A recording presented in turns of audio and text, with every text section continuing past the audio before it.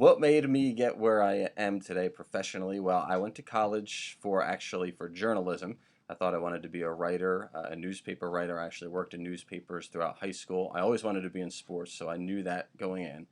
I started in newspapers, did that in high school, did that in college. I got involved. I was the sports editor at the paper in college, but then I also got involved just for fun in the radio station at college, and I loved it. I loved the broadcasting much more even than the writing, so I decided to focus on that route, and then just have been in broadcasting ever since. I did a little news, did a little traffic, but then ultimately got back to where I wanted to be, which was in sports broadcasting. And an internship was huge along the way. When I was in college, like I said, the extracurricular activity for the radio station was really all the training I had. I took a class here and a class there, but the radio station was good training, but the internship was probably the best because I got involved at the station I currently work with. I got an internship in the sports department at Channel 69, and it was very hands-on, in large part because it was in a kind of a medium market. A lot of people intern in like Philly and New York and stuff, and they don't get much hands-on experience. They go fetch people coffee. But I was able to get some real good hands-on experience, and it really cemented for me the fact that I wanted to be in sports broadcasting, and here I am today. So that's kind of the background. Okay, some characteristics that are very helpful that I've found in broadcasting, sports broadcasting. One, a team player. You're always going to be working with the team, and you have to set your ego aside, be other-centered, be team-centered in your approach. More practical and more specific to the field, writing is a must. A lot of people, maybe the number one thing that I've found when people come in, be it an intern or new people, looking to get into broadcasting, is that it's all about they want to be on air, they want to be on TV or on the radio, but writing is what sets you apart, and it's really foundational. You really have to be able to write to be able to do this job, because this is an age where the internet is more and more prevalent, so then a lot of times you have to write things not only for yourself on TV or the radio, but write things that would ultimately go on the internet. So that's also a big time trait that you want to have.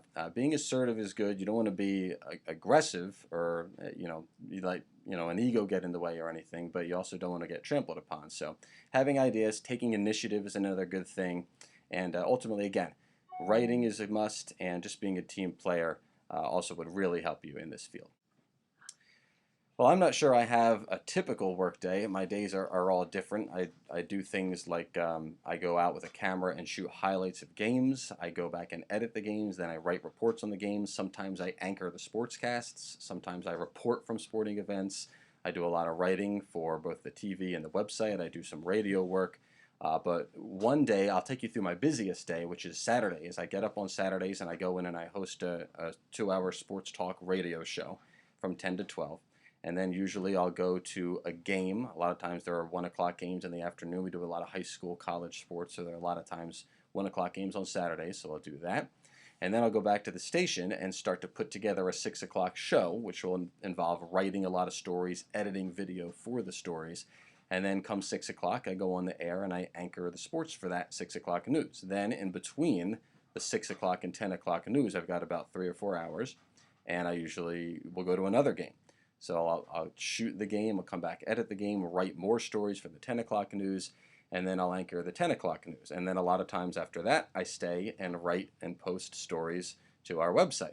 So that's a very long day. I wouldn't say it's a typical day. I don't want to scare anybody off in thinking that all 14-hour days are a must in sports broadcasting, but that just gives you a glimpse of the variety that we get, and frankly, all the skills that you want to be working on, and ultimately you'll acquire on the job. So that's one day. Wouldn't say it's typical, but it does give you a glimpse of the variety that we get in this job.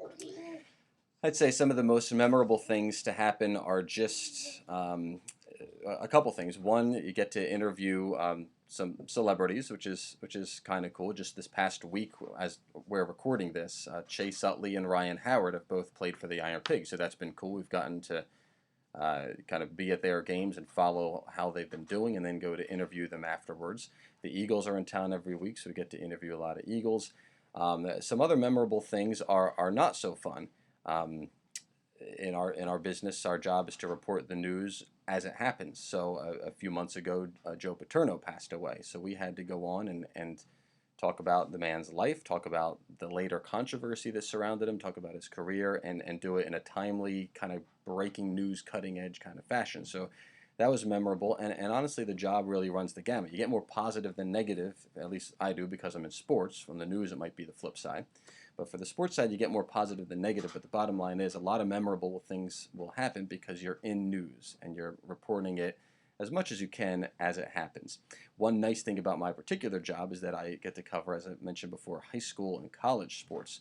So there's still a lot of purity and innocence to that. So when a high school team locally wins a state championship, that's a lot of fun. I still have great memories of Wilson and Central Catholic football teams winning state championships and just the pure joy that they have and getting to be with them. And we've walked with them through the season and I get to experience that. So there are a lot of memorable things and they kind of run the gamut here in my particular job.